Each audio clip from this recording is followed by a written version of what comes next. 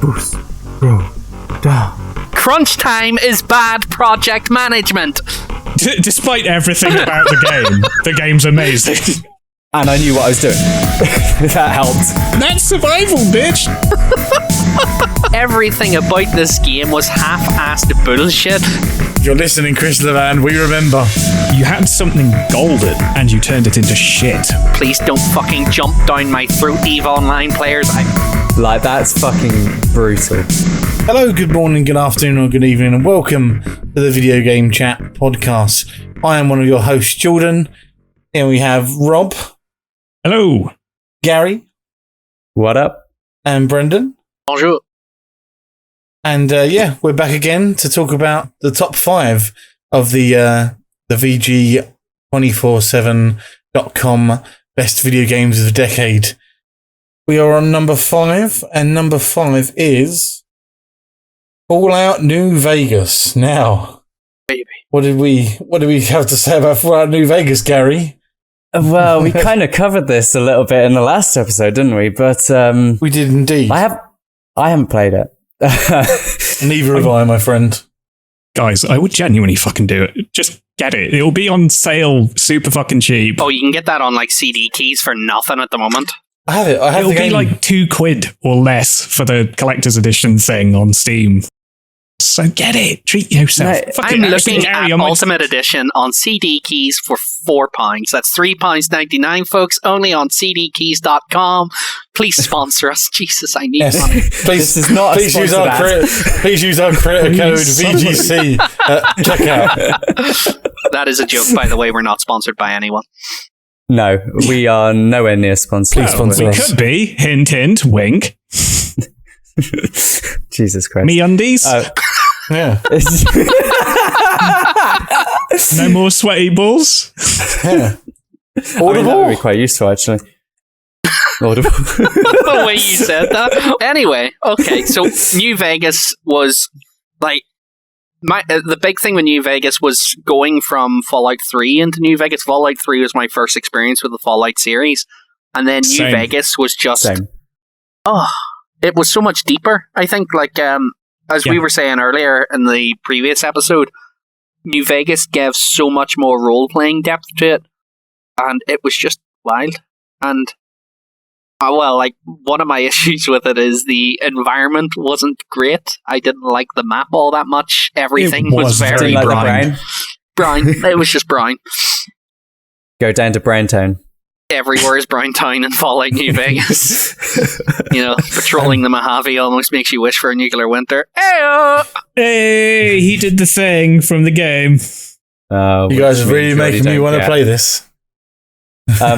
So my main, as I said before, my main reason of not playing it was because I wasn't a big fan of the setting. Yeah. Being in Vegas. Again, I highly wish that I'd ignored myself and actually played it, because I've only ever heard good things. Literally, I follow Bethesda on social, and literally everyone's like, make a new Vegas, and Bethesda didn't even make New Vegas. They just published it. So, that's a bit insulting. The best Bethesda game wasn't a Bethesda game. Yeah. Wouldn't mind paying, because it's £4. But for me, like I said in the previous episode, time is not something I have a lot of. It's not something to dump. You don't have the time to dump into anything. No, exactly. Which is why we like certain games like Hunt, where you can play for 20 minutes and have a fucking solid experience, and you love it. Exactly. I lean more towards multiplayer games, mainly because of the social element. I get to chat with people that I've never met, like Brendan and Jordy. I get to chat with one of my best mates, Rob, who I've been friends with for 14 years or so, like we said last time. Also, Fallout New Vegas came out in 2010. I've not played it, but I really do need to play it, and I probably will try to play it within the next decade.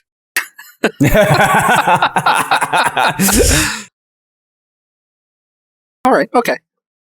Right. Next up. So next up, it's a good one. It came out in 2011. I played it on my chipped Xbox 360, because I didn't want to pay full price for it.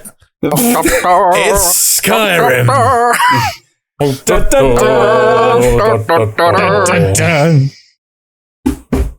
Boost, bro, da.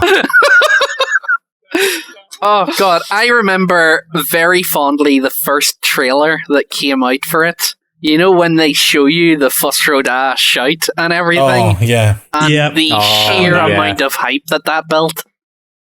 Oh god, I remember watching that, and I fucking loved Oblivion. Yeah. I loved it so much, Yeah, but me I too. only loved it because... So Oblivion for me was my very first venture into an RPG, like into an open world RPG. I'd played like linear ones before, but this was like a brand new thing. I after the tutorial, walked out of the jail, and I did not know what to do. I didn't notice the little markers at the top. I just wandered around the kind of lake, and I was like, oh, fuck, I'm overwhelmed. So I had to buy a manual and I had to follow it through. But after playing Oblivion and then I stopped using the manual like a little bit of the way through because I was like, okay, I'm starting to get to grips with it. Having that as an introduction, and Oblivion was a phenomenal game. It's so fun. And then moving to Skyrim. Skyrim was basically just everything good about Oblivion, but better. Yeah, 100%. And I knew what I was doing. That helped. The interesting thing actually with Oblivion was when I got a PlayStation 3 for the first time, it was at Christmas, and it was a deal where it was me and my younger brother were going to share a Christmas present, so we'd get a console between us, and we'd each get a game to play with it. My younger brother got Call of Duty Modern Warfare, the first one, and I got Elder Scrolls Oblivion. And both good games. the first experience of playing that generation of console, I didn't have a PC for PC gaming at this point, so this was my first exposure to this kind of game on this kind of technology. And it was that bit when you finish the prison and you step out and the world opens up around you, and that will live with me. Like, that was one of those moments where you realize how much games were going to change. Yeah. But that's why I was so used to having my handheld throughout every single single player game of like the past 10 years beforehand, aside from the very early consoles like the Spectrum. And I was just used to it. So I was like, oh, okay, I've kind of got to do this. You know, this is where I've got to go. And you know, not seeing that marker at the top was my fucking downfall. And that literally, if I could go back in time and go, by the way, Gary, you see that tiny little arrow up in the top on your shitty CRT monitor? Just go there. You'll be fine. You'll be fine. Arrow means go. But bring it, like Skyrim, as you said, just builds on just all of that, and like it's got such a phenomenal. There's just so much meme content in it and shit like that. Oh God. And it's just one of those games that you still find yourself going back to. Yeah, like, 100%. Yeah. Huge modding community with it. Yeah, and like I love how the modding has kept the game alive, but even still, without modding, that game is phenomenal. Yeah, is nothing. Every time I go back to my parents for Christmas, my dad owns an Xbox as well, and he mainly has racing games, but Skyrim came preloaded onto it, and I just play it. I just go back and I fucking smash it again and create a new character, go to different places that I've never been. I've not finished the game. Have any of you finished the game? No, absolutely not. Story Have you finished Who has? So I haven't actually got past the Greybeards.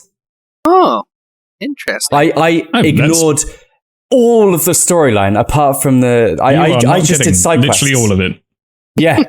And I didn't get any shouts. I didn't get like Whirlwind Sprint. I didn't get any of them. But I've recently picked it up and I've started playing it with my partner, and she's playing it and I'm watching her and helping her. So I am seeing the story unfold fully now. Something I really enjoy about it actually is if you're trying to get back into it and you find yourself, like you drop it, you pick it up again, and you keep having to do that. Finally, you're awake. That whole shit. You can install a simple mod, which is alternative start. And you can that choose looks your so I cool. had to style get of that character. to get past the bullshit 60 FPS thing. You must have had such a bad experience with this because, like, I play I it really on did. my PC and it's fine. Oh, I get to actually admit to something here. I don't know. We'll see how this goes. I had a laptop with me in uni when Skyrim came out. Well, it hadn't come out. The day before, someone leaked it in parts, saved in little RAR folders, and you had to extract each one of them, and then they sent you an executable which would band them all together and install the game. So I got to play it a couple of days before it was released, and it was just such a magical time. It was such an incredible game to experience. Like, one thing the Elder Scrolls games do so well is that opening hook. That whole thing of, the Emperor gets assassinated in Oblivion. In Morrowind, you wake up on the boat. On this one, you're on the back of the cart. You're about to be executed. Like, they do that build-up to get you right into the storyline so well. There's just a charm about Skyrim that regardless of all of this, all of the flaws, if you get hit by the fucking troll, you go flying 50,000 feet up into the sky. Oh That's my God, hilarious. I love that. It's a feature, not a bug. Exactly. But like, But your all horse of can them, ride up a mountain, like, without stopping. Vertically. Vertically, Yeah. yes. but all of their bugs are features in a way. Yeah. And- Yeah, it's part of the Bethesda experience. You've come to expect it. Something it does quite well, which is obviously just a feature of how Bethesda handles some of their role-playing side of things, like with the Fallout series. Skyrim was very good with the whole system of, like, those guilds, like the Thieves Guild, the Dark Brotherhood. I bloody loved the whole Black Hand storyline that they did, both in the first, or in Oblivion, then in Skyrim. They had their own sort of approaches on both of those, and, like, it's some of the best bloody, like, missions that you get to do. It's with them and the Thieves Guild. Yeah, and that's why I've always found the side quests to RPGs tend to be a little bit more enjoyable. Yeah, there's more lore in them, I feel. Yeah, because it's a shorter story and it's a lot more tightly packed, whereas the main story And is it's one that expanded you've over the more whole game. chosen to do as well. Exactly, yeah, and like if I'm given an open world game, I will do the complete opposite thing to what the story is telling me to do. I don't know why. I just do that. I just go, oh, you're telling me to go right? Okay, Yeah. I'll go left. I think that's Fine. fair. It's that sort of thing of, like, I had it a bit with a game we will be discussing shortly, where you're on the main mission path, and if you're on the main mission path, you're heading towards the end. So instinctively, it's like, nah, I'm going to park it here, and I'm going to go off in that direction and see what's over there. I think that might be why I don't do that, because I want to get the most out of the game before I finish it. Because sometimes when you finish the game, you have to restart and to play all the other smaller bits. Some games it's fine, but like that, you never know when you load up the game if that's going to happen. So I guess maybe that's where it stems from for me, because I probably a bit of a completionist as well in some regards. Fair. A lot to complete with Skyrim. Yeah. All I remember is my first time playing Skyrim. And I spent about 2 hours making my character. Once I got my character perfect, went through the first cutscene, and as soon as you turn up at that first little town, the first thing I thought was, oh, it's a chicken. Oh, God. Kill the chicken. Everyone in the town hates me. Kill chicken. I immediately reset my console and start the 2 hour process of redoing my character again. I've actually you've triggered a flashback in me by mentioning that first town. It's Riverwood, isn't it? Yeah. As you walk in, and I can already hear in my head, a dragon! I saw a dragon! What is it now, God. Mother? No, mother. It was just the Northern Lights. No, they're steamed hams. Oh, God, but it was it's a fantastic game. The map is superb. Like, it's not overly huge, but it's quite well done. Like, the layout of it is brilliant. There's very interesting dungeons and things put into it. And I'm going to be honest, for a lot of RPG games, and Oblivion suffered from this to a certain extent, there's things like mines and caves, and it's just like, I have no interest in going there unless you're going to force me to do it. And Skyrim did that better. I felt myself actively thinking, like, I could see, like, ruins in the distance. I'd be like, hey, I'm going to go and take a wee sniff and see what's in there. Yeah, weirdly, like, Skyrim is one of those ones where you go from A to B, but you don't go from just A to B. You go, like, in the weirdest fucking journey you possibly can. You go through about 5 different caves, have about 2 dragons attack you on the fucking way, which my only gripe to this game is that the dragon spawning is... It can be insufferable, especially if you haven't visited a location on the opposite side of the map. Yeah, which I do. So I didn't even go to fucking Riften because the dragons were so annoying. To be fair, I could have paid a horse to transport me there, but I was a stingy bastard and I wanted to save for a solitude house. So very fair. What are you gonna do? The guy's got his savings to look after.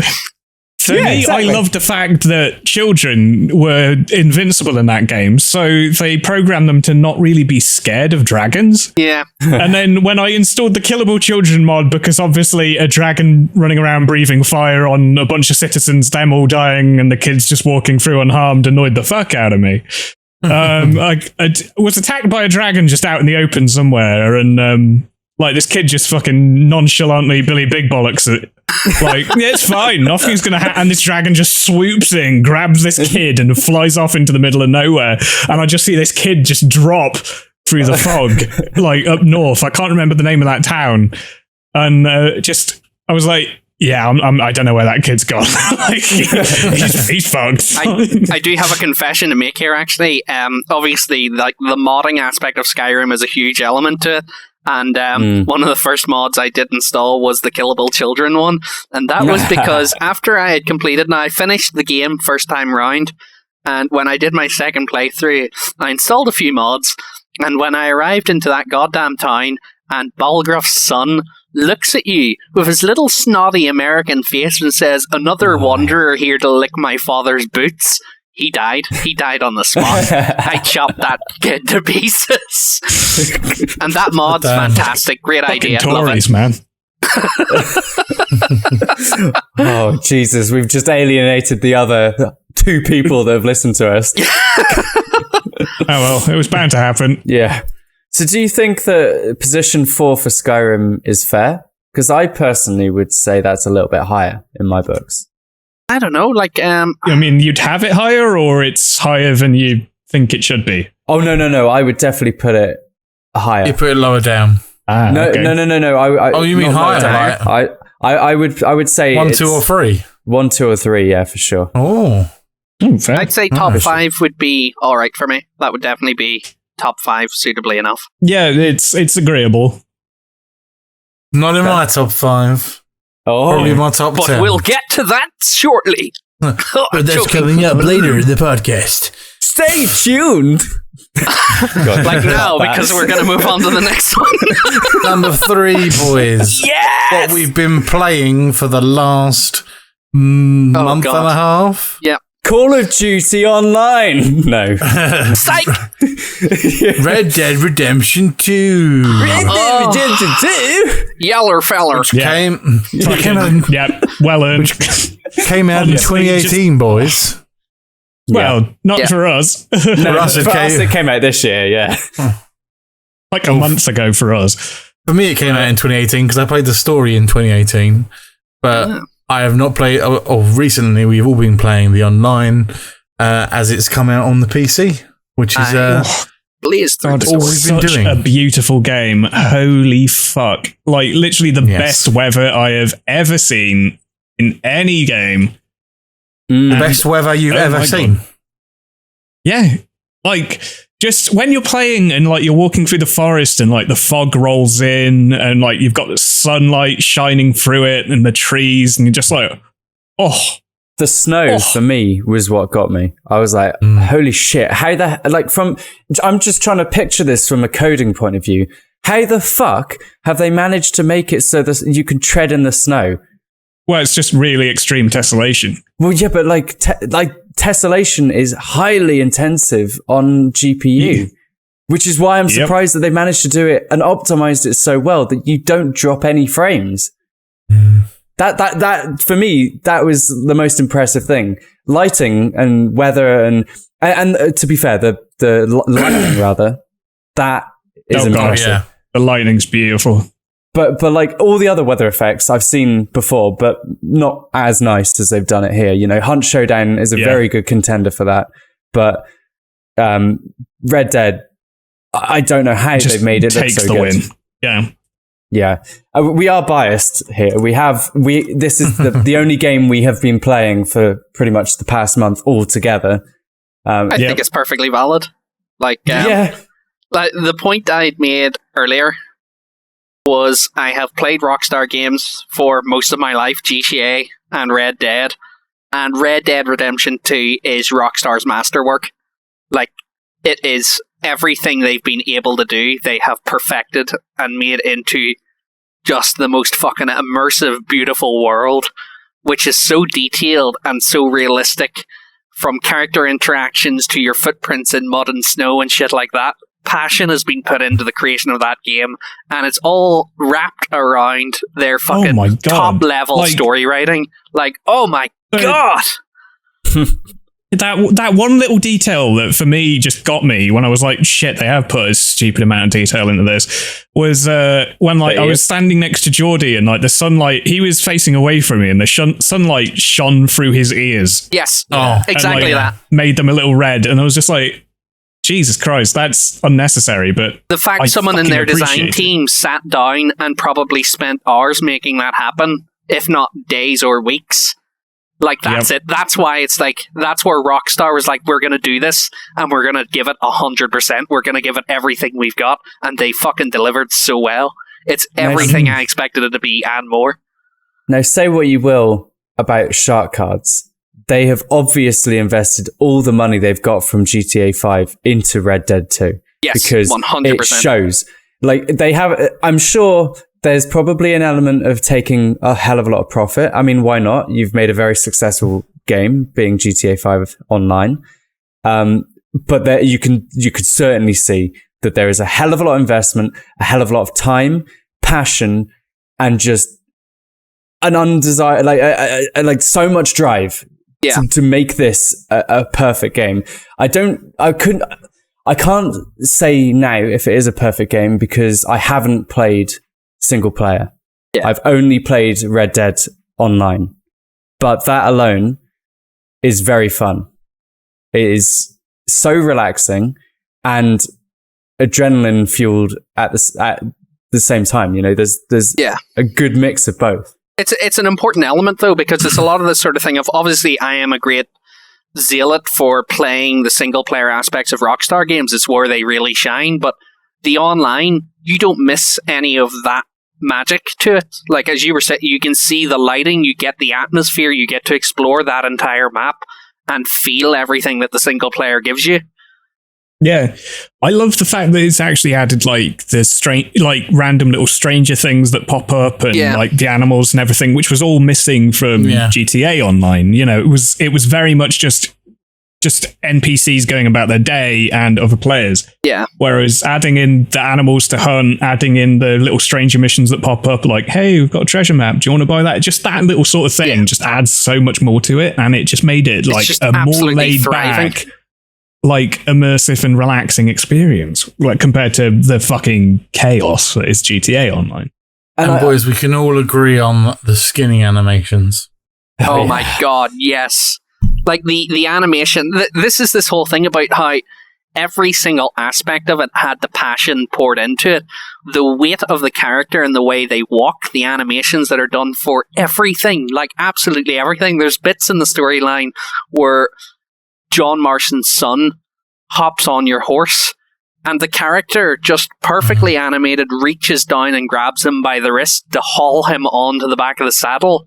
And just in that thing, you can see, like, if we were talking about a Bethesda game, the child would have T-posed and spun 720 degrees. But with Rockstar's approach on that, it was flawless, and the skinning is flawless. It's a piece of art. It is. It's great. One of the best games Yeah, that's the art thing. Is it? It is like one of those things where there's always been the debate about can video games be considered art, and I would consider that the argument's been settled for ages. But you can fucking point at Red Dead 2 and go, argument's over, it's done. Yeah, I would say that games have been art from the get-go. It's an artistic expression, and this is an artistic expression in such a realized form. Like, it's so realistic.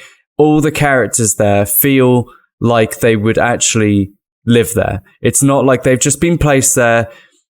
Everything kind of, even though they're not necessarily fully interacting with one another, NPC-wise, it gives the illusion that they are. You know, they're driving around. Oh, not driving, but, you know, they're on horses. Well, no, you definitely drive a horse. That's how it works. That's the technical term. But then I also, you know, like, as beautiful and as well-rounded as this game is, I don't think it's for everyone. And absolutely not. There are people that are going to want the like more chaotic GTA Online style multiplayer game and everything, or the single player to be a bit more like crime-ridden rather than fucking day-to-day life in the Wild West sort of shit. Yeah, it's more methodical. It is a niche, isn't it? It's a niche because it's not high octane. And a lot of games nowadays are just game after game, get it done, smash it out. You know, like I'm talking the Call of Duties, you know, Rocket League, for example.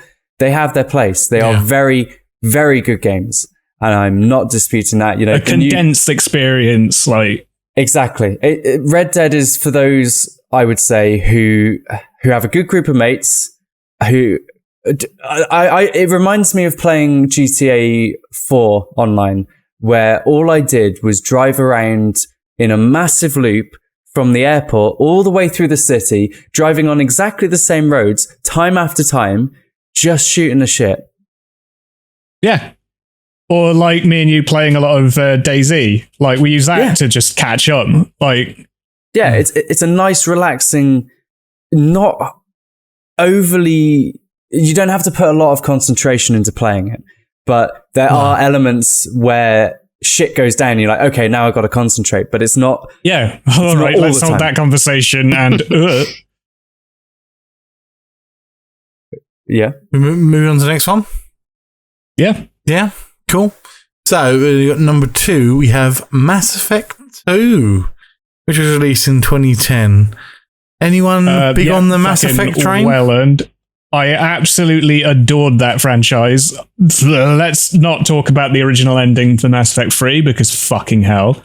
But yeah, Mass Effect 2, like, while there are obviously a few things that I didn't like that they changed, like the musical sort of style of the first one I found was a little better and, you know, felt more sci-fi. The second one really expanded on the world and like really just sort of roped you in a lot more, and honestly, like, that's what was needed. Like, and it was the fact that they changed the gameplay up quite a bit was quite an interesting decision as well, to be honest. But incredibly fucking satisfying game, and like the build up to the suicide mission and everything is just, it's flawless. I love it. So I played it, and I don't entirely agree with you on that, because it was fun. Don't get me wrong. It was a good sequel to Mass Effect 1. It was probably just as good as the first one. But I don't know. To me, I can't remember a lot of what happened. So if I can't remember something that happened 10 years ago in a game, it hasn't left that much of a lasting impression. No. And it was good. I remember it being fun, but just wasn't for you. Yeah, I wouldn't say. I wouldn't say it's sometimes it do be like that. I wouldn't say it's spot 2 by a long shot. It might make top 20. Certainly doesn't make top 5 in my opinion. Not gonna lie, I don't think I've ever played a BioWare game that I've not liked. It meaning you like them all? Meaning, sorry. You don't think you've ever played a BioWare game that you've liked? I don't think I've played a BioWare game that I liked. Oh, shit. Okay, that's fucking weird. Mate, tell a lie. I've not played a BioWare game that isn't a Star Wars franchise that I haven't liked. So what? Oh, they did Anthem. I am going to swing Republic. into Jordan's rescue here and say, yeah, same. I don't get BioWare's gameplay in these. Same thing. Was Dragon Age. Yep, Dragon Age, Never Knights of the played Old Dragon Age. Republic. I struggled with all of it. Oh, wow. Just something about it didn't feel right to me. Didn't click well with the combat and things like that. And I never played Mass Effect 2 because I had played Mass Effect 1 and was like, I gave Anthem a bloody good try this year, and I just couldn't get. It was like, yep, it's great. You can be like Iron Man for an hour and shoot random things that are like killing you and like collect stuff. But it is literally just a grind to like build up and get the best gear. And then once you've got the best gear, you're just like standing there, big dick swinging online with other people. And it's just... Wait, this is just MMO again. Exactly. Yeah, it's not an enjoyable... Like, I bought the game while it was cheap just to try it. One of my friends who had it on Xbox said that I'd really enjoy it. And it was, not going to lie, beautiful game. Anthem looks like a brilliant AAA game. Like, really nice scenery. The suits look fantastic. But it is literally just the same thing over and over again, doing the same waves of killing things. There's no, like... There is a story, but God knows what it is. Yeah. Oh. Well, so number 2. Do we think it deserves to be a number 2 for the decade? Personally not. Right. Well, personally, I think it should be in the top 10. Maybe not the fucking top 2. But... Rob's just like, well, yeah, that's all right. You go and fuck yourself if you want. Like, fuck you. I think it definitely has a place in the top 20. Yeah, I think there's a context thing here of like, I was never an Xbox player. I was PlayStation, so I was naturally going to be cut off from the BioWare stuff like Mass Effect, and I can at least sort of recognize the fact that Mass Effect was a huge series, and like it was massively popular and did huge strides with the Xbox. So like I could definitely say like it has to be in the top 10 to recognize what its importance is. Yep.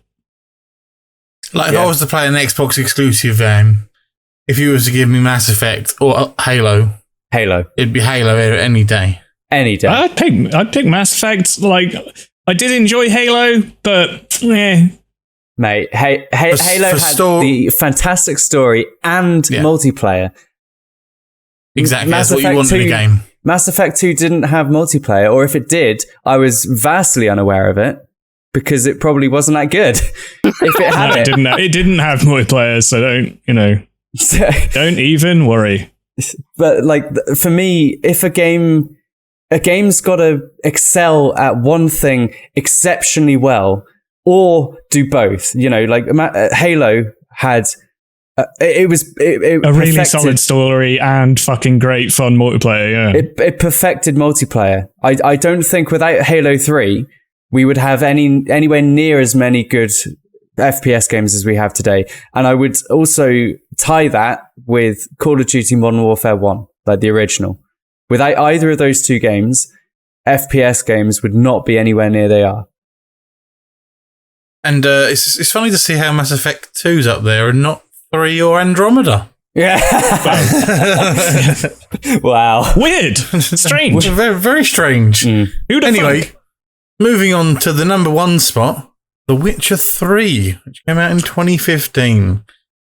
Now, who wants to take the lead on this? Because I have once again never played a Witcher game. Oh my god! You genuinely upset me sometimes, Jordy. Fuck me. I will come to your rescue, Jordy, because I too have not played The Witcher 3 Thank you, Gary. or any of the Witcher games. Okay, not because I don't want to. Gameplay wise, Gary, you've played Assassin's Creed Origins, right? Yeah. Yeah, then you've played Witcher 3. But I haven't played an amazing storyline there, have I? No, you haven't. So, I played Assassin's Creed games. I've played most of the Assassin's Creed games. have you played Odyssey? No. Okay, well, that's the one where they basically highly inspired from The Witcher 3's combat compared to the previous Assassin's Creed games. Yeah, like I really do love Assassin's Creed Odyssey. It is genuinely a fucking brilliant game. Is Odyssey actually good? Yeah. Okay, we're going a bit of a tangent now. Fucking open world sailing, all this shit going on, but like the it's an gameplay excellent of Witcher 3. game about two Greek heroes that you can play in Greece. It's not about assassins. Don't mention assassins. Let's not talk about Assassin's Creed. It's just a great game. It's just Creed. I think we should just move back to our intended the actual this game that we are ties discussing. into the game. point that Witcher 3 was so goddamn good that Ubisoft just went, well, we're just going to have to copy that. Let's just do that. Yeah. Like, Witcher 3 was bloody incredible. Plus, we can get to talk about Assassin's Creed games Beautiful maybe in someone's top beautiful 5. Soundtrack. Yeah. The You soundtrack. The gameplay's everything. The atmosphere, the world, the fucking animations. It's the same principles. The lore as behind it. Red Dead. Like, it's CD Projekt are known for this. Like, it's the passion is the key thing. It is a work of passion. They put everything into it. They put detail into it. They cared about making it as perfect as they could, and they did it. And the gameplay is fucking brilliant. The swordplay, they fixed it. If you've ever played Witcher 2, yeah, Witcher 2 was still like a solid game to play. Fucking Witcher 1. Witcher 1 is a fucking broken, janky piece of shit that has aged so terribly. Witcher 3's actually, we get to do a callback here.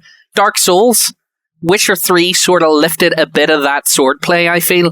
I think they dropped their previous system of this whole fucking thing of, you hit them, then you wait until the sword charges to a certain bar, then hit them again. It dropped that and just went, you can use your strong hits and you can just work around like dodging and all the rest of that, and you've got your Igni signs. I think they just perfected that balance of making it a bit more meaty in your combat. See, boys, I've grown up playing games in a world where I started off with Halo, then moved on to Halo 2, then Halo 3, then ODST. Yeah, I'm then 4, real progression, etc. I started off with Assassin's Creed 2, Brotherhood, all those in the order. But then when I hear about these games like The Witcher 3, and I think, this Witcher 3 apparently is really good. But there's 2 games before it that I've got to play. No, you don't. I've not played those. You don't need to play those.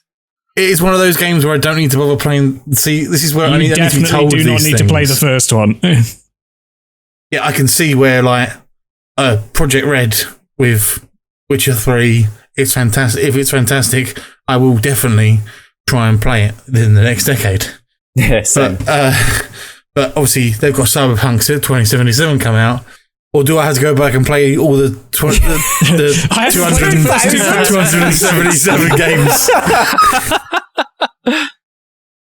But no, if a game is good enough that it's been picked up by Netflix for a series being played by Henry Cavill, who said that the games are also very good, I will definitely give it a go. Although, to be fair, the actual author of the Witcher books hates the games. Yeah. But then again, he's a fucking sad old bitch anyway, so who cares what he thinks? Yeah. But he did create an amazing franchise, so...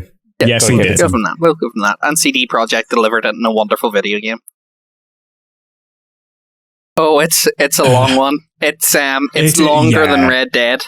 It is what I can only describe as an epic. Yeah. Oh, 100%. And so I won't have time that's to play just it. the main storyline. There are... Yeah. When you're talking about, Mr. being a perfectionist, you're going to be busy. Well, fuck. It will keep you occupied. Maybe I just won't play it, and I'll just take everyone's word on it. You don't want to have too much fun. Unless I can find a way to speedrun it. Not speedrun it. If I could find a way to merge that into like a live stream of me playing it, or like my YouTube. He's more of a jogger.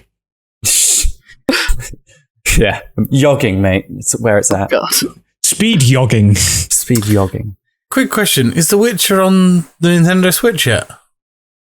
Or is it coming? Yes, on yes, it Nintendo actually Switch? is. It's actually on the Switch. Boys, the number one slot for Witcher. Is it worth it? The game of the decade? Would you say? Without playing it, I can't comment. But from what I've seen, I'm talking to the two that have played it. But all right, fair. Before I played Red Dead 2, I would have said yes. Now that I have, Yeah. Ooh, torn. Physically pained to discuss. yeah, if it was possible, joint first for both of them. Yeah. Fair. Also, Cool. That is another note that I probably should have added when we were talking about Red Dead 2, we were talking about what a work of passion it was and how much money Rockstar put into it. We also know you overworked your workers, you pieces of shit, and if you do that again, I'll firebomb your fucking offices, okay? Move on. This is coming from an Irish guy. Fireboard, you motherfuckers. Crunch time is bad project management. That will be the decider here. You know what? Witcher 1 gets slot number 1, Red Dead gets slot number 2. Fuck you, Rockstar. Do better. There we go. That's a fair fucking system. But what we got to see as well, though, with CD Projekt Red, do they mistreat their employees on the crunch time leading up to Cyberpunk? True. I'm surprised that The Outer Worlds hasn't come up. Is it almost too recent to be able to say game of the decade? Yeah. Yeah. Whereas certain games there, you've obviously had a decade to play as well. So, I mean, I have heard some really fucking good things. So, Maybe it's just something where it could be up there, but I would need to play it. So we literally can't comment because none of us have. so. My top 5 games, boys, of this decade in order from 5 you've got to an order? 1. Fuck. I'm very Yeah, just quickly generally, forming an order in my head. Okay, cool. I'm sticking to my guns. I'm not. Okay, I've got also- mine in an order. Number 5 goes to Overwatch. Oh, Nah. Overwatch, Blizzard's This makes sense. first big first-person shooter game. I'm a first-person shooter guy. Was a very, very big fan of Team Fortress 2, and I feel like Overwatch just made a better version of what Team Fortress 2 was. Because I figure it's part of that little thing that you quite like around League of Legends and Team Fortress. I feel like there's a little balance there that sort of works for you. I like the abilities. Yeah. I like how each character has their own special ability. I like how it's always changing. It's got a competitive side as well. Like the Overwatch League and the Overwatch World Cup are something that I really enjoy. I love that sort of stuff. Great. I definitely agree. I think Overwatch is definitely higher. It needs to be higher than what it is. My personal feelings about Overwatch are it is an amazing game, highly well polished. Again, it brought competitive gaming to another edge, but I didn't see enough of a difference from that from Team Fortress 2, and I prefer the style of Team Fortress 2. Yeah. Plus, Team Fortress 2 kept things a little more condensed as well. It was 9 classes as opposed to fucking 30 characters. And when you played as a proper team, you really needed people to be specific characters working together to really be effective. Whereas Team Fortress 2 was more players on a team and, everybody sort of worked together anyway. It didn't particularly matter. No, see, I prefer Overwatch in the way that you could only have one character of each type in there, whereas in Team Fortress 2 you can go, oh right, we're just gonna have a team of heavies, and I'm just like, no, that's not how the game should work. The game should work. You have one heavy, one medic, one sniper, one soldier, blah blah blah blah blah. Which is why I love Overwatch and the way that the class system in Overwatch works, and the way they've updated it even more so now. In competitive games and games, you queue for the role that you want to play rather than just joining and picking any character. If you decide, all right, I want to play a tank game, this game, then you can only choose from the tank classes. Everyone else chooses from the attack classes or the defensive class or the healer so you classes. can't just switch between. No, so you can't just go, I want to be a healer, and then halfway through the game go, oh no, I want to be a tank now. Oh, because you have to finish the game as what you decided to choose to be. Spent a lot of time on Overwatch.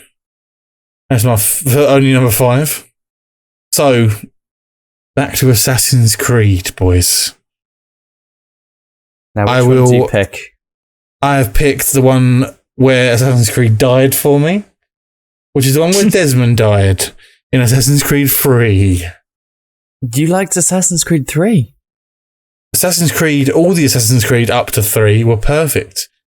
3 made me cry at the end when Desmond died, and then when they brought out the new games, I was like, what? No, you can't. You killed Desmond. You killed the person who was like pioneering the game for all this time. I was like, yeah, that's what confused me. It genuinely felt like it was leading up to like the final one in the series being modern day, you know? Yeah. Like, and Desmond having like sort of slowly built up all these assassin powers over the series ends up, you know, nope, they just made his girlfriend kill him. They fucking did him off, and I was like, yeah, it was not my cup of tea that they did that.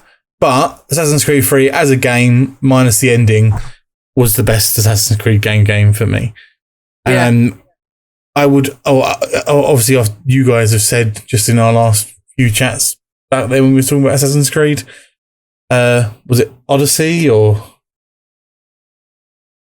the last Assassin's Creed game that was like any good in my eyes was Assassin's Creed 3, and that's why it's one of my top games of the decade. Fair. I'm pretty sure that's an early one as well. I think that might be 2012. Yeah, it just got in. Number 2, boys. Minecraft. Oh, yes. Yes. I have had so many hours put into Minecraft that I don't even want to look. I don't even know if I can find out, but I don't even want to look. I'm glad you can't monitor that. Yeah. Exactly. Modded Minecraft. Also, that game has my favourite pointless little Easter egg I've ever seen in a game. What's this? There's like a 1 in 10,000 chance that when you start the game, the title screen says Mince Raft. Oh, yeah. Yeah. Brilliant. And yeah, definitely one of it was literally, if it wasn't for this, the next game on my list, literally like causing most of the games that I play like forever. Like Minecraft would be number 1, but this was a very close 1 and 2 battle for the top one. But modded Minecraft is fantastic. Ever since we had that fucking modded Minecraft server back in the day, Brendan. Not even Fightcraft. Oh, the one we had with the Gill and Bees boys. Oh God, that Jordan Rudders nuked. Yes.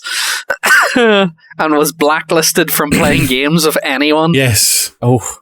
Minecraft would be 100% in my top 5 with Jordan. I'm not sure what position, actually. I'll need to double check that.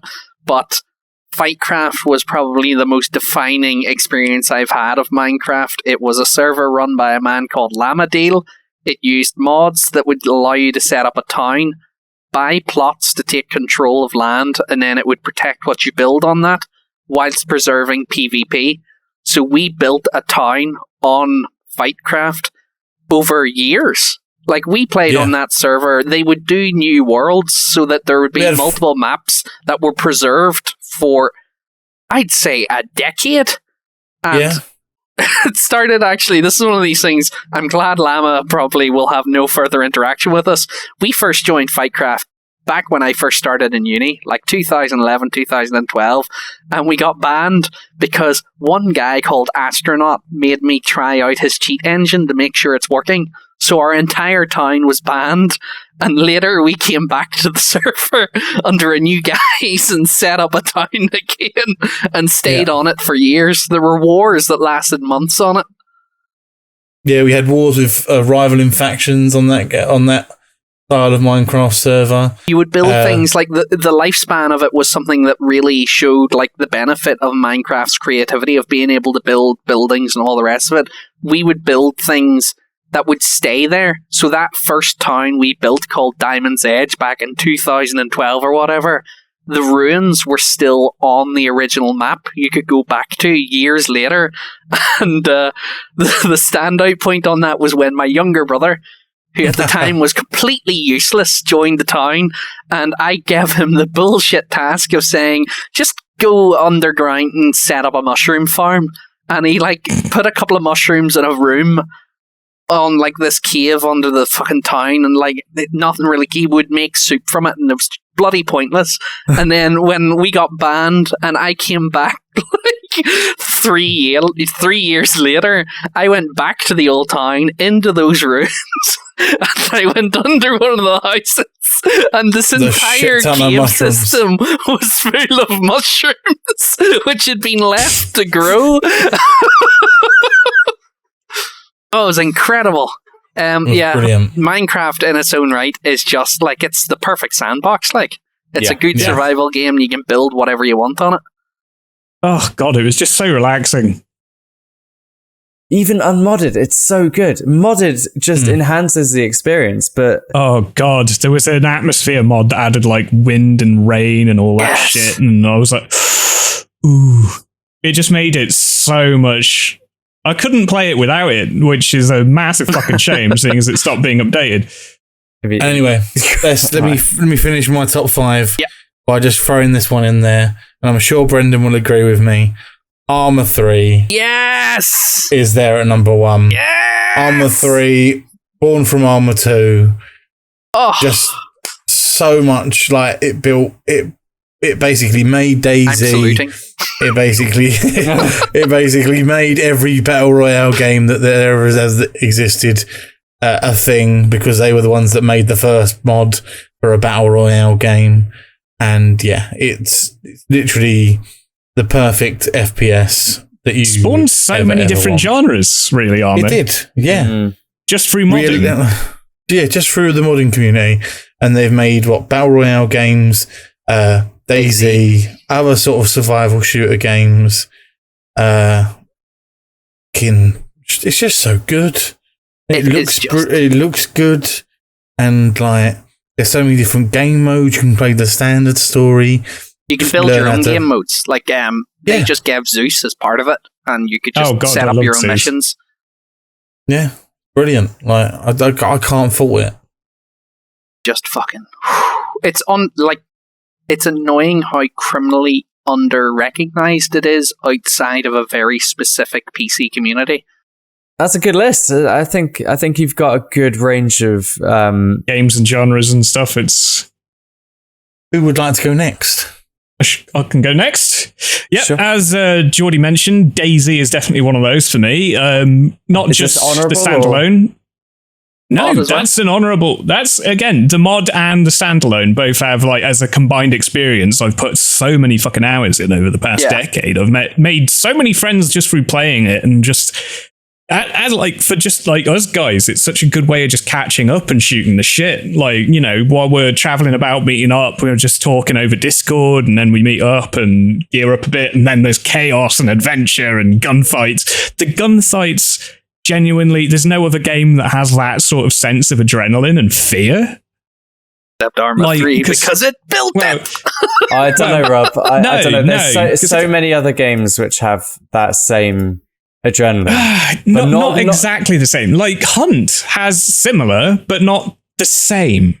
I'll give you that. Like Daisy, you spend 10 hours running, and there is a constant fear of any gunshot. And when you've got like good gear and shit, and you've been alive and healthy for so long, and suddenly somebody takes shots at you, and you're out in the open, you fucking panic because you're like, I don't want to fucking die. True. And one bullet can drop you. Yeah. One bullet in the fucking ankle, and you're down. Yep. So that's a definite one for me as a whole experience, and Daisy standalone's still not fucking finished yet. You know, we still haven't got helicopters, we still haven't got planes. Like, a lot of people those are very important parts. Yeah, and a lot of people do still like miss some of that shit from the mod. But if you try going back to the mod now after standalone's improved, like how the like how the weapons handle, how the player handles and controls, it's a fucking mess. It's so clunky and shit. Like, it is very rose-tinted looking back at it, but, you know, that was a genuinely unique experience at the time that's only being built on now. So I'm looking forward to seeing it continue. I think DayZ standalone suffers from the fact that the mod had so much in it, and the standalone came out and just kind of did fuck all. Like, they updated to the same engine that Arma 3 seems to use from the feel of it. It all feels very familiar, and it's just kind of like they've had a lot of fucking time to do a lot more than that. Like, it's still just Bean Collector 2019 simulator. But it's, what they brought out Wildlands, which is a open world sandbox game, which is absolutely fantastic, and I suggest we all play it because they did Wildlands. Yeah, and it's free to play. Bohemia did Wildlands. Yeah, see, they've obviously been paid to do Wildlands over and prioritize that over DayZ. They've split their single team. It is entirely different teams and shit, though. That's the thing. But they'll have split their main developers from DayZ and put the really fucking senior ones they're completely separate teams because they're all in completely separate offices in completely different parts of the Czech Republic. Oh, okay. So sack the one that's handling DayZ at the moment and put new people onto it, because by fuck. They've made a lot of mistakes and shit, like, obviously, but you guys have still got to agree. Like, I'm so sorry, Rob. You could not even get off the fucking starting line for this top 5 without us just tripping you and kicking you to death. Sorry, I'm really enjoying this podcast. Sorry, Rob. I am going to say, despite all of the annoyances around despite DayZ, everything about the game, the game's amazing. I'm gonna let you finish. It is absolutely amazing, and it's a completely different experience to anything else. I agree with you on that. It's just a shame.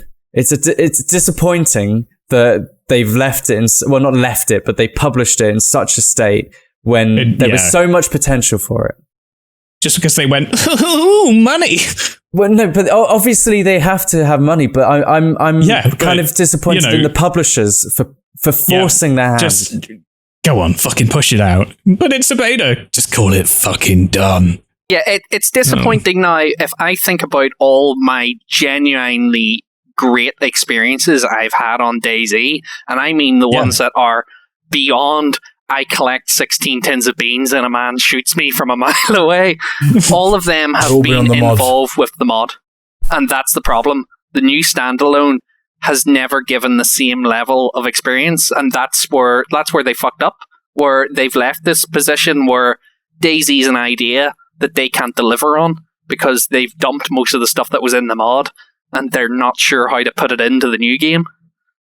When you have to teach a friend how to fly it on a whim because he's accidentally got into a helicopter and taken off, and you've got to try and get him to go down. That's all, you know what I'm talking about. And then Brendan. He barrel rolls into a house, Chris Levan. Fuck you. Yes. You're listening, Chris Levan. We remember. Helicopter. One of my best memories of the mod was one of our friends adamant that he knows how to fly. Everybody, like a full 10-man squad piling into this fucking plane. Him taking off, stalling, the plane dropping out the sky and everybody dying. Embarrassing. But so funny. Right, so that's number 5. What's number 4? Yeah. Well, it's still not in order for me. I'm still doing it just generally just games.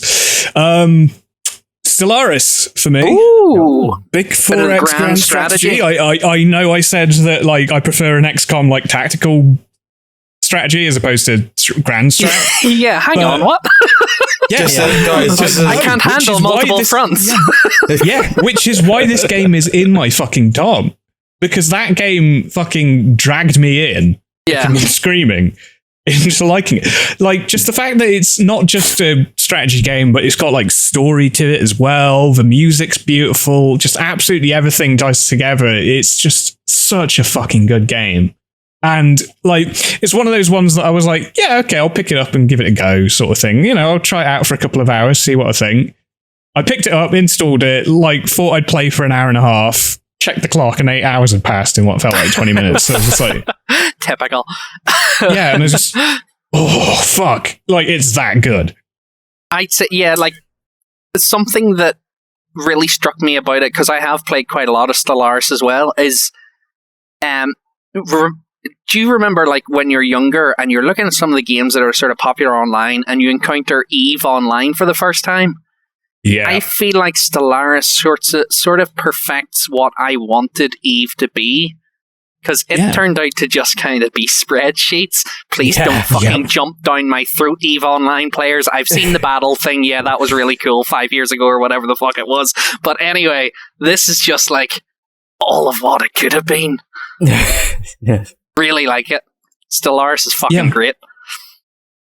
Yeah, I absolutely love it. And would not change it for the fucking world. And obviously being fucking Paradox as well, it's just constant expansions that genuinely make the game even better. Which is a massive pain in the ass for my fucking wallet, but at the same time... you know that Paradox are playing that game. Yeah. Like that's one of those things of, you know, those guys, when they're done with that update, they're thinking of the next one. Yeah. Next, Gary will agree with me on this one, and it might be in his top. Yeah. Hunt Showdown. For sure. I'm looking at the Steam page for it as I speak. Yeah. Please get it. It's fucking beautiful. Like, and it's got that DayZ style combat where, you know, just like a well-placed shot wins the fucking fight, which is just tremendous. Like, the atmosphere is amazing. The graphics are beautiful. Like, it's everything you want, like, technically from a game, but just that core gameplay loop is perfect. It took like that sort of hype for battle royale games, threw some PvE into it, and like monster hunting and stuff, and just made a very unique game that is just so good at what it does. You couldn't have described that better, because for me, it is everything good about battle royale on a much smaller scale, and permadeath. You know, permadeath for me is a massive, massive draw for battle royale, because I like you're invested. The investment of it is, and the adrenaline you get from playing a battle royale game or a permadeath game is unbeatable. You know, I Hunt Showdown is definitely on my list as well, for sure. And I put Hunt Showdown in there instead of DayZ because I feel like Hunt Showdown has the tactical element. You have to listen, you have to look really fucking hard. Oh god, yeah, the audio is just... The audio is insanely good. It plays like a proper first-person shooter, unlike DayZ, in my opinion. It feels modern. Like DayZ, when you try and aim the gun, it is sluggish as fuck. It's worse than Halo 3. And Halo 3 of its time was amazing. But you go back to it now, fuck me, that's sluggish. So that's why DayZ, it doesn't live up to a game that you would expect to be released in 2019, even from an indie dev. You know, there's indie games that are released on the Steam Workshop, which play better. Like, it just more fluid. And that's why I feel Hunt Showdown, it's got the best of an FPS, it's got the best of permadeath and battle royale, and just merged it together. And into just a fucking perfect little experience. It's just... And it's fucking beautiful to look at. And it was cheap as shit. We got in like right early on the fucking early access for that. Like it was like they did like a beta weekend or whatever, didn't they? Like early alpha. Fucking here, do you want a key? We got a 48-hour trial thing. We played it. We just went, should we just get it? And we did. Yeah, it was like 20 quid. And we were like, fucking hell, this is like the best 20 quid we've ever spent. So I highly recommend it. Sorry, it's got quite late and I'm forgetting what I fucking had on my list because it was all in my head. I was thinking about this on the train on the way back home. Yeah, Red Dead 2's up there, I guess, because again, like we've been playing the absolute shit out of that, and there is just there's nothing that's like stopping me just playing more. I just enjoy it. Like it's but again, we've covered that quite a lot, so it's pretty easy to just sort of go, right, next. For me, probably maybe like Max Payne 3 as well, which was a weird case for me. I was sort of hesitant about that game when it was, announced and everything. Obviously, Remedy lost the rights they sold the rights to the Max Payne franchise because, Max Payne 2 didn't do particularly well. Bit of a cult classic, but ultimately didn't really do well enough for them to continue bothering with. Handed it over to Rockstar and everybody was a bit, oh shit, what the fuck are Rockstar going to do with it? Because, it's not like their sort of game. They took it, they handled it beautifully well, like really updated it, kept like the same tone and everything, just updated the comic panel format to like this sort of in-panel sort of chromatic aberration-y like split video effect thing. So they kept like the like tone of the game, like the actual style, the substance of it and everything like perfectly down to how it should be, just updated. The bullet time and everything, fucking the gunplay in that game is just, it still holds up now. It's still fucking phenomenal. Yeah, the multiplayer was amazing as well, as we've mentioned in a previous thing, like, obviously when you were talking about, like, VATS in multiplayer, how the bullet time worked on the multiplayer on that was, quite unique, and, it paved the way again, like, the success of the online in that for how GTA 5 was going to turn out. And the story was... yeah, absolutely fucking flawless. Like, it hooks you in, and like, it's Max Payne, it's dark and everything fucking fails spectacularly for the protagonist. Otherwise, it wouldn't be a Max Payne game without that. Like, and it's great. It's like fucking Sicario. Just before Sicario was a thing. So yeah, like really solid single player experience, really solid multiplayer experience. And again, just a testament to the fact that Rockstar can fucking consistently smash it out of the park, whatever the fucking task. My first honourable mention is Journey. Journey? Just because, unlike other games that I've played in the past, like, 10 years, this one really stood out in my mind. But I have no desire to return to it because I've done it once. It was a phenomenal experience, and that's that. It was beautiful. I had absolutely no idea about the game before I played it. I didn't know it was online, and I didn't realize until at the very end when people like an achievement came up and said I was playing with another player. I was like, what? I have no idea. I just thought the AI was spot on, but it wasn't AI. It was actually another human. So I thought that was it was a nice touch. I think for me, Red Dead Redemption is a honorable mention only because I haven't played the main story. Now, I imagine if I had played the main story, it would probably be it would definitely be in the list, but I can't comment. But I can only comment on the online, and that's good enough. But until I've had enough time to play the online to fully understand where it's going to go in the next few years, I can't say if it's going to be one that we'll keep coming back to or just one that, we'll play for a couple of months. So I'm unsure about that. But it is amazing. Also, I believe Rob has an honourable mention that he forgot to mention. Yes, that I think Gary would also agree with, purely because, like, in our post-game hype of just letting that sort of wash over you when you've completed a game that really fucking hits you that way, A Way Out. Yeah, A Way Out is amazing. And it's really fucking good indie co-op game, and it was just so fucking good, really gripping, and like we just smashed the fuck out of that game, didn't we, Gary?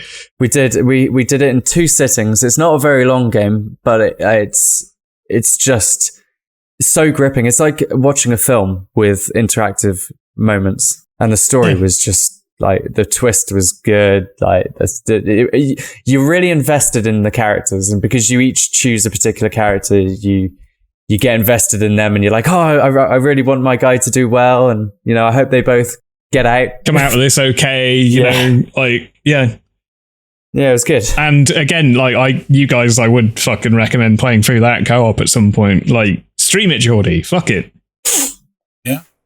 Yeah, if you stream it, you have to stream it with someone who hasn't played it. Okay, cool. I mean, you could probably play it on your own.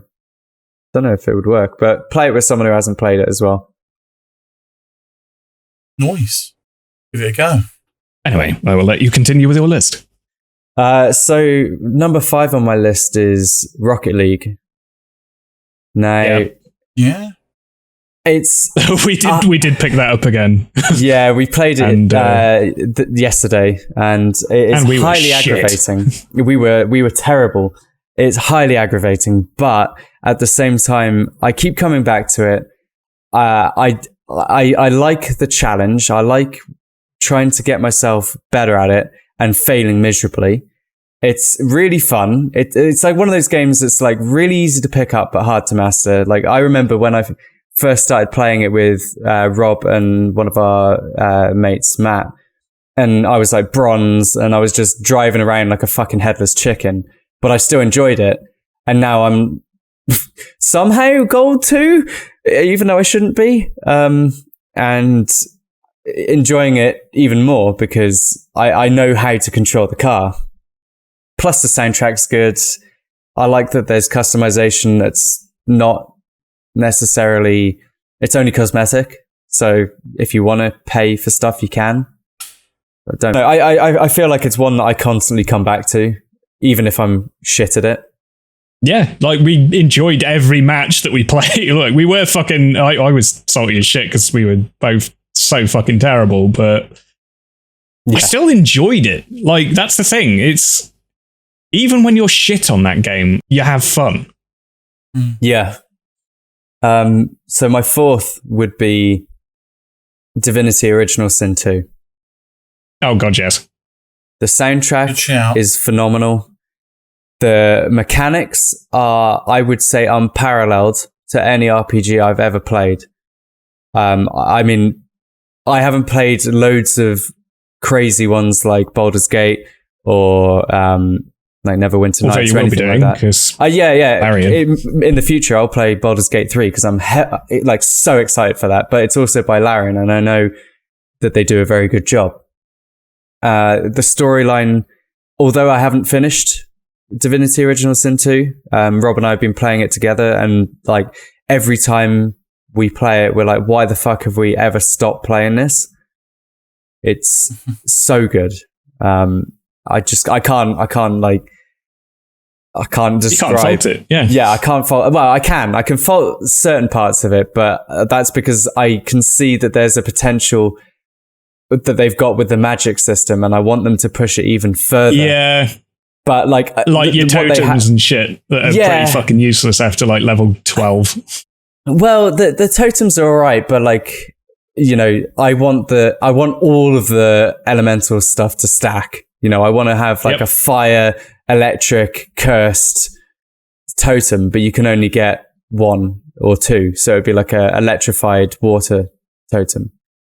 Yeah. But I want to have like everything. With Divinity Original Sin 2, the 2-player co-op. 4-player. Oh. You could play it single player, you could play it 2-player, 3-player, 4-player. You could play it with 1 character as a solo, or you could play it as 4 characters as a solo. I would probably recommend you don't play it as solo only, because that is going to be really fucking difficult. Like, it's difficult enough. I've always wanted to play it. I never bought it because I never had people to play it with.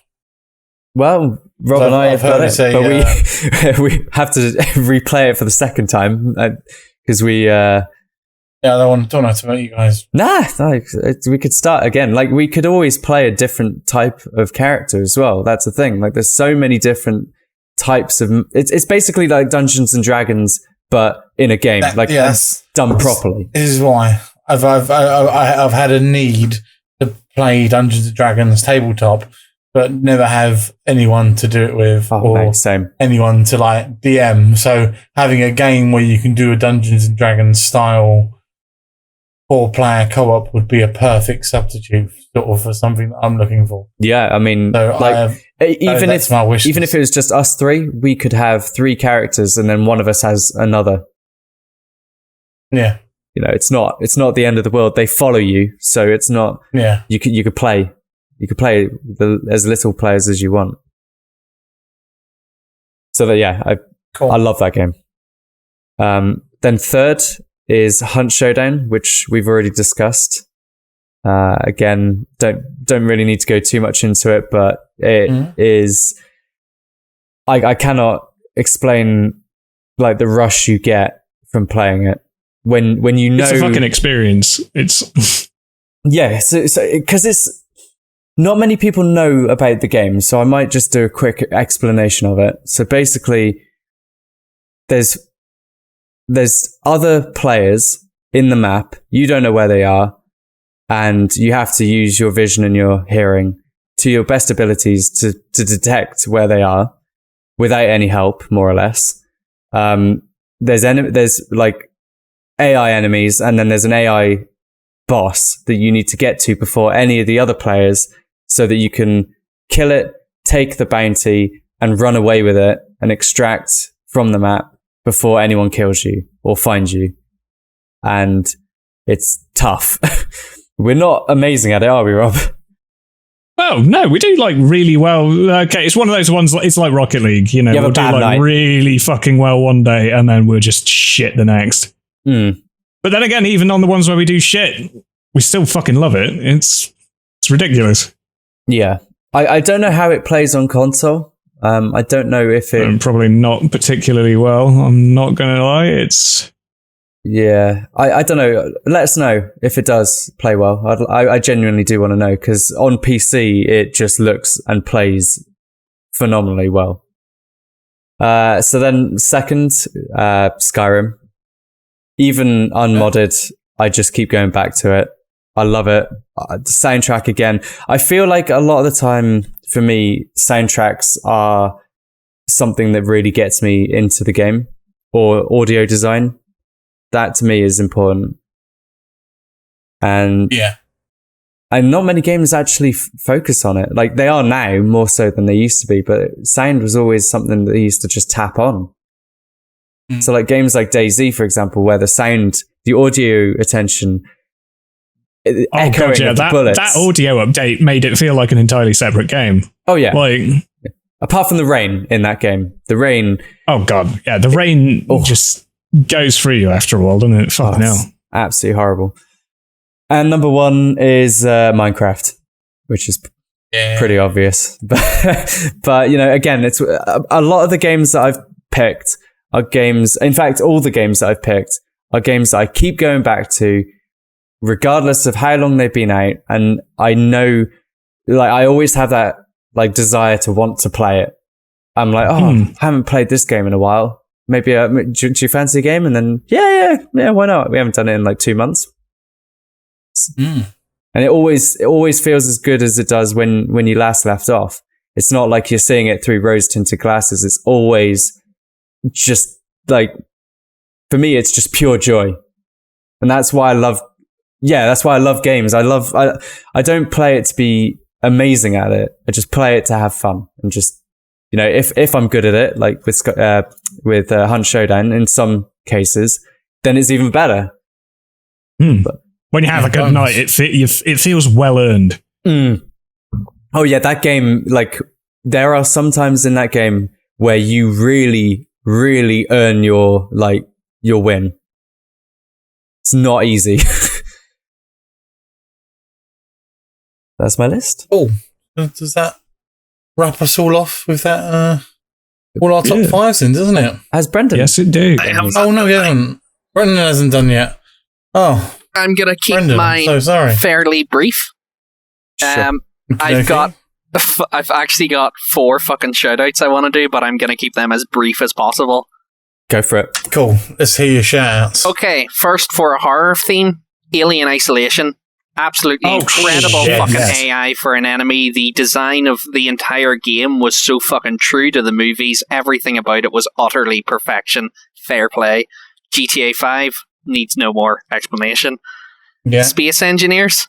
Underrated game, completely unrecognized. Still need to play that. Bought that on your recommendation, still not touched it. This game is based on similar ideas to Minecraft with engineering. You can build your own spaceships using fucking engineering pipes and all the rest of it, hydrogen engines, atmospheric engines. It has planets. This game has planets. You can fly from one planet to another, thousands of miles away, land on it, build a base, fly off somewhere else and build a space station for resupply. It's done everything that Star Citizen claimed it would do, and it's done it already, and it works well. So fucking fair play to Keen House Software because it's incredible. That's the one where you can literally like build your ship from scratch. Yep. And fly it into space to other planets, build entire space stations. You can make orbiting satellites. It's an engineering game first and foremost, and it's just fucking wonderful. Maybe we should all play it. Final shout out is Mountain Blade Warband. Oh, yes. Both a strategy and an RPG game. Bannerlord is coming out in March 2020, and I cannot wait. It is fucking incredible. It's one of those sort of, it flies under the radar because it looks kind of janky, but it plays really well, and it has a lot of depth to it. You start as just an individual person. You can recruit troops, build an army, build a nation, and conquer castles and fight on the battlefield with your army. So it's just, it's a well-rounded strategy RPG game. Right, for my top 5. Number 5 is Rome 2 Total War. Yes. A fitting successor to the original Rome Total War. It is a fantastic RTS. It's a historical one of the best ones from the Total War series, and I just fucking love it. I always go back to it, and it's one of my most played games. I do enjoy strategy games, even if it means fighting on multiple fronts, because fuck the Etruscans and the Carthaginians. And it's just fucking great. Every single time they just seem to nail it perfectly with how they do their historical Total War games, and just the Roman era is a brilliant one, and they've always delivered quite well, and it does everything the first Rome Total War really inspired everyone with. Number 4, Minecraft. Yeah. Don't need to say anything more on that. Minecraft's incredible. Number 3, Witcher 3. It is just, I haven't completed Witcher, like it is just so fucking big. There is so much stuff in it, and I have no idea whether I've actually made any progress into the stuff beyond the story whatsoever. It's just a well-rounded game, really well designed, a lot of passion went into it. Number 2 is Red Dead Redemption 2. We have already spoken at length of this, and don't need to say anything more on that. And number 1 is Arma 3, because it is just the perfect fucking first-person, third-person military simulator shooter. It is everything you want in a game with guns. And as we've already said, it has spawned everything. It has made Battle Royale a thing, and it has made zombie survival games a thing. And it deserves the recognition for that. Fantastic game. Should definitely play it. So, opposite of your top 5s, what's your shout out for worst game of the decade? The worst game of the decade? Yeah. For whatever reason. I have a pretty good one. Go. Do it. Lay it on. I hate to say it, but Resident Evil 6. Oh, yeah. That's a spicy one. I like that. I loved Resident Evil 4. I loved Resident Evil 5. You know, even the new ones, I haven't played them, but they look so good. But they just got so much wrong with 6. Oh, it was just garbage, wasn't it? It just, the story was so bad. It was like they took what was good from Resident Evil 5 out and then put a Hollywood script onto it, and that was the game. I just didn't care for Leon. I didn't care for Chris. Yeah. 6 was like COD's like version of Resident Evil. It was just run and gun. Yeah, and again, like, I don't know how you got that so wrong. Like, they literally just sort of went, right, let's do it with pretty much all the big cast members of the entire Resident Evil franchise in the game. And they somehow made that bad. I think the problem is they tried to do something different, which I appreciate. You know, they tried to do an action one for Chris. They tried to do a stealthy kind of one for Ada, was it? And who was the guy in the leather jacket? I can't honestly remember. I don't know. I got fucking fed up and quit quite early on. Yeah, I don't know. It's just that's my game.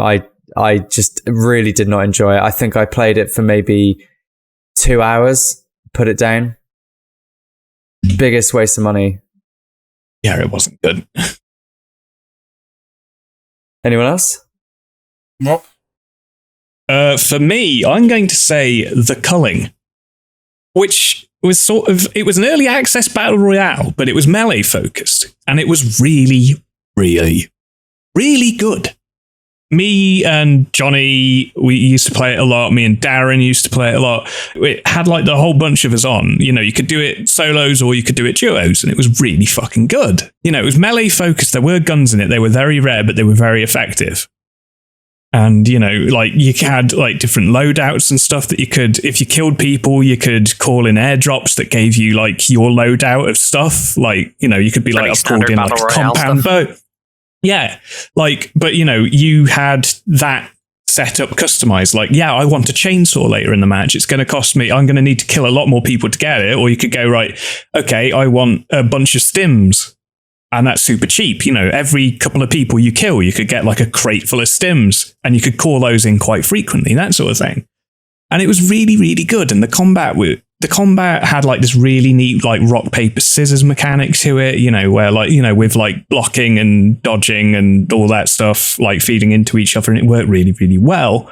But for some reason they sort of devolved the game as it went on. They just made the game so fucking bad. I don't know how they went from a really good start to where they ended up. Like, it's the first and only time I've ever seen a game get progressively worse the more updates it got. And that's so confusing to me because it was such a good game, such a good format, and it occupied like its own little unique niche within the battle royale genre, being melee focused, that I'm just surprised and kind of confused as to how you fucked that up so badly. So yeah, that's mine. Fair. I mean, yeah, I remember playing that quite a bit. Yeah, wasn't a great game. I feel like the engine was a little bit janky, to be honest. Yeah, but it was really good fun. It. Yeah, it was. I had good fun playing some of it, but then it just sort of had that. It sort of died out really before.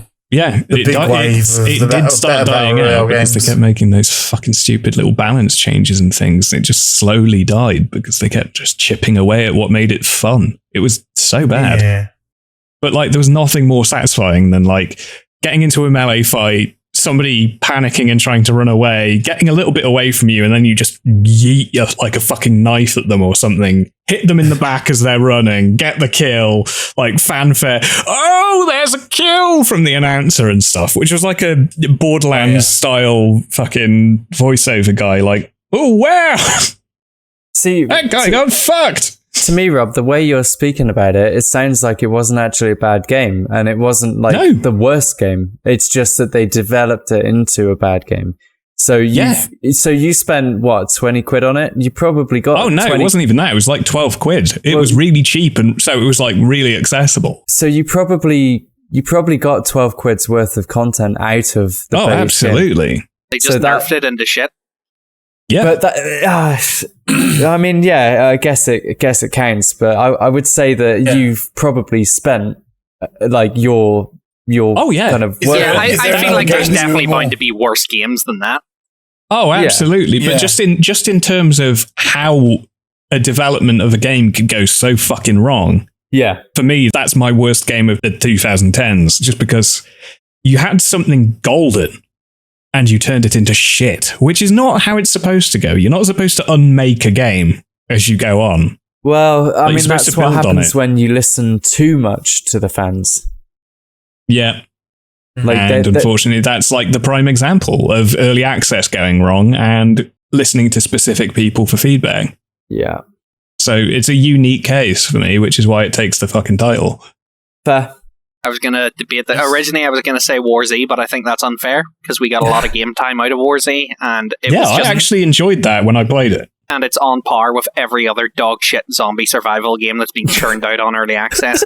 The one that I want to do was released in 2012, and it came from a little-known developer called Cyanide, who famously released such classics as Cycling Manager 2, Horse Racing Manager, Cycling Manager 3, Pro Rugby Manager, Cycling Manager 4, Chaos League, Pro Cycling Manager Season 2006, iSurf, and Le Tour de France 2009. Wow. They decided that they would get the license for 2 actors from Game of Thrones, a handful of assets like the theme tune, and make a Game of Thrones game that was so fucking bad. It had, like, actually, it lifted George R. R. Martin's writing, so it had this, like, really good storyline that was done with the jankiest fucking animations, the cheapest sound effects, a combat system that was just like, there's fucking games on PlayStation 2 that play better than this thing. The fucking the character design, the textures, everything about this game was half-assed bullshit that probably could have been put together better by a Polish guy with a 20 quid budget out in the middle of fucking nowhere. It was absolutely atrocious, and Cyanide should hang their fucking heads in shame. Interestingly enough, you were going to go a bit darker with that. I thought you were going to say they should fucking hang themselves. Interestingly enough, they've actually just recently released last year, I think, Call of Cthulhu and Space Hulk. So they've actually still kept developing, and I hope to God that they've somehow improved their skills beyond fucking Pro Cycling Manager 2019. I was going to probably hurt Rob by saying what I thought was one of the worst game of Daisy? the decade and say Daisy. But just because of content released within this decade. Would you like some beans, son? Yeah. I also just realised when we were talking about BioWare in the is it the first part of the podcast?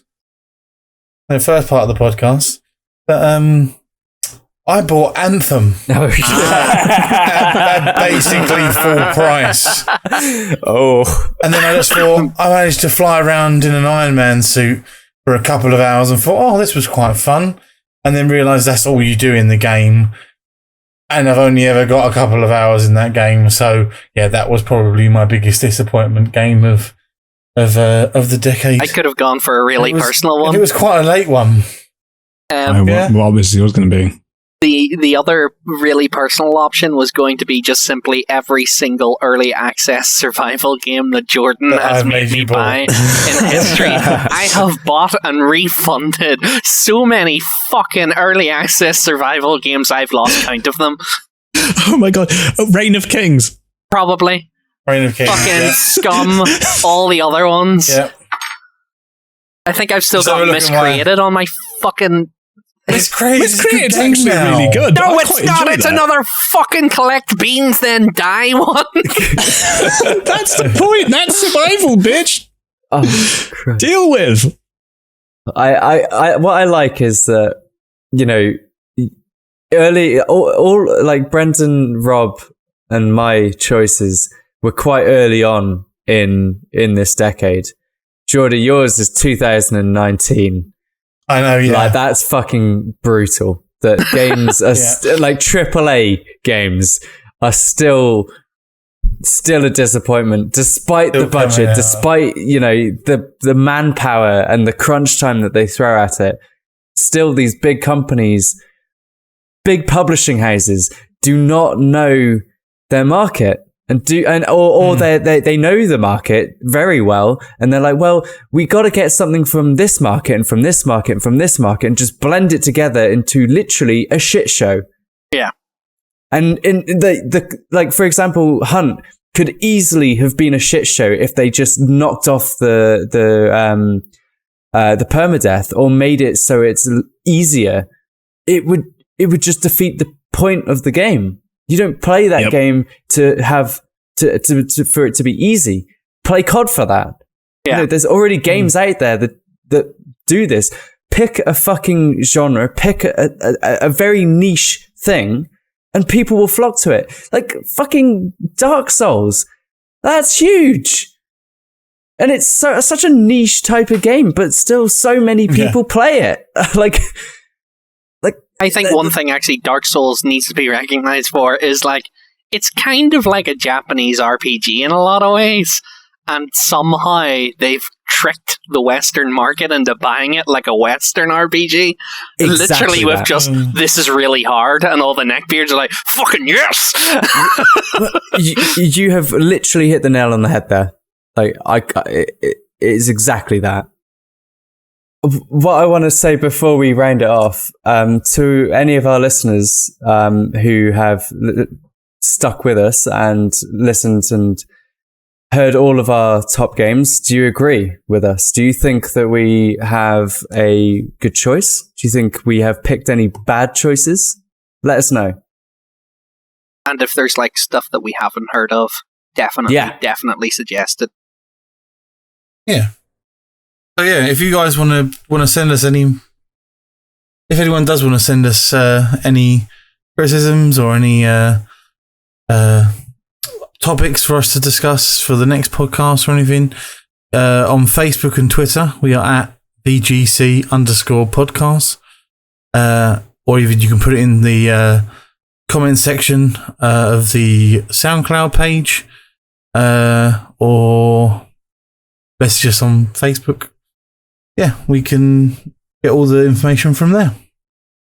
Anybody got anything else left to say before we end off the podcast? Where can we find you, Jordy? Where can we find everyone? Rob, where can we find you? You can find me on YouTube at Rob Coxey. And Gary? And Gary? You can find me also on YouTube at Endash, spelled ENDASH. I'm not SpongeBob. I'm the one with the N. He's not SpongeBob. I'm not SpongeBob. And Brendan, where can we find you? Under your bed. Under your bed. Brilliant. And you guys can find me on Twitch streaming not every day, but very infrequently at twitch.com/JordyWiz. I think that's all we have time for. Yeah, please follow us on Twitter and Facebook, VGC Podcast. Thank you very much, guys. Cheers for listening. Yeah, don't forget to rate the podcast. It'll help bump us up. Yes, that would be very much appreciated. Thumbs up, 5 stars. Smash that motherfucking like. Bye. Bye. Toodles.